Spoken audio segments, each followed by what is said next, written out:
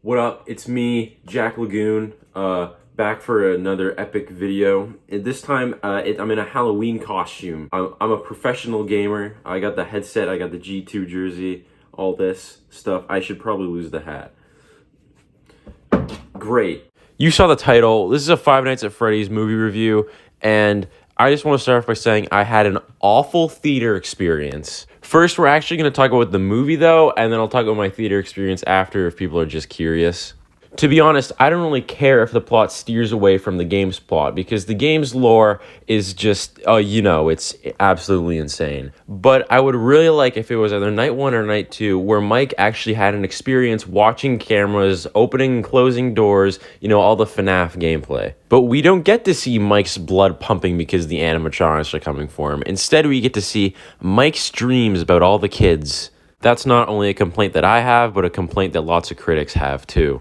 Also, after the scene where Abby and all the animatronics have a fun times and build the fort, I left the theater to go get food because I was so fed up with just everything. That scene, no doubt, was the hardest scene to watch in any part of the movie. And I kind of don't like the concept of all the animatronics actually just being good at the end, because there's still supposed to be 2 more movies. How are they going to redeem themselves?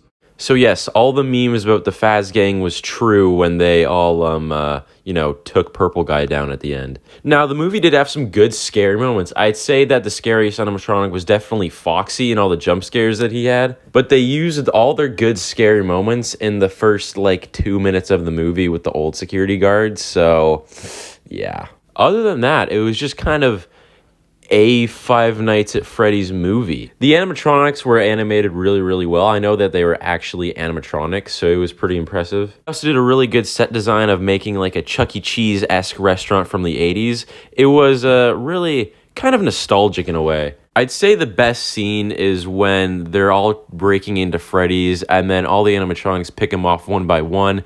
It was really gory and scary and just overall exciting. Me and my friends left the theater feeling mixed, because Rotten Tomatoes, they gave it a 25, but the fan reviews gave it an 89, which is just way too high. There was nothing shockingly bad or nothing shockingly good about the movie. It was just 5 out of 10.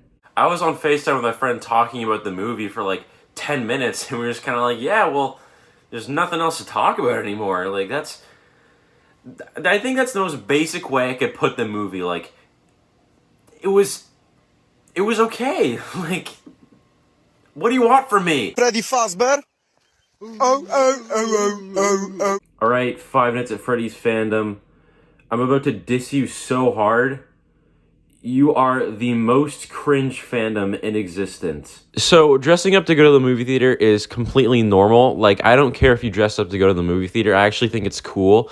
But if you are a child who's dressing up to go see the Five Nights at Freddy's movie, why? So, as I was waiting for the post-credit scene, which there wasn't a post-credit scene, I was talking like a teenager to my friends about the movie, and just these 3 kids that looked like they're in the 5th grade, one just stared at me while I was talking. What do you want from me? There were parents in the theaters with what looked to be their 6-year-old child, which, why are you bringing your kid here? Okay, before I get into this next thing about the fandom, I've been a fan since 2015, so not only am I an OG fan, but I've been around. If you're gonna clap or smile at the death of William Afton, dude, you need to get yourself checked out.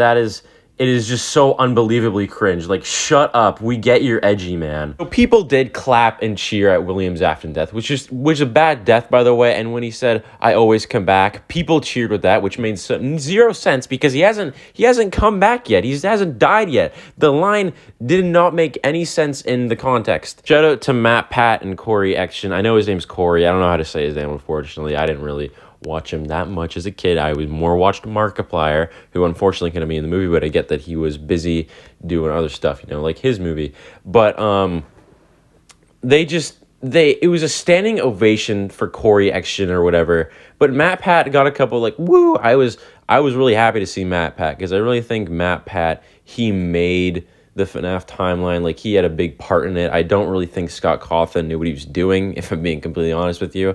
But, and then some child, one of the 6-year-olds dressed up, said that Corey was better than Matt Pat. And I kid you not, like the 14-year-old beside me went into the kid and said, "Shut up." I was not even related to him in any way, but it was pretty funny. So the younger audience at the movie theater, they were very, very annoying. And I'm not the only one who feels that way. There was someone else we knew at the movie theater. We didn't go with them, but he was there. He kind of came up to us after, was like, "Yeah, like the audience was terrible to be around," and and other people too when we were waiting for the post-credit scene and the lights were on and all that. Like there are people older than us. They're like, "We just wasted this much money on this movie." So I feel like the fandom, like the younger audience, really liked it more than the older audience. Which, I mean, older audience, we've been around for more, and we actually remember the OG games, and it was really kind of disappointing, you know. The older teenagers were actually the target audience, not the fourth graders in the theater who like clapped at everyone's death and like just the worst parts, you know. The experience was not good, and it kind of brought the movie down. Anyways, that's it. I don't really feel like doing an outro, so bye. Our friend group. We are Ohio, in Ohio, with a pinch of Florida and Arkansas. Together we are fucking chaotic as shit.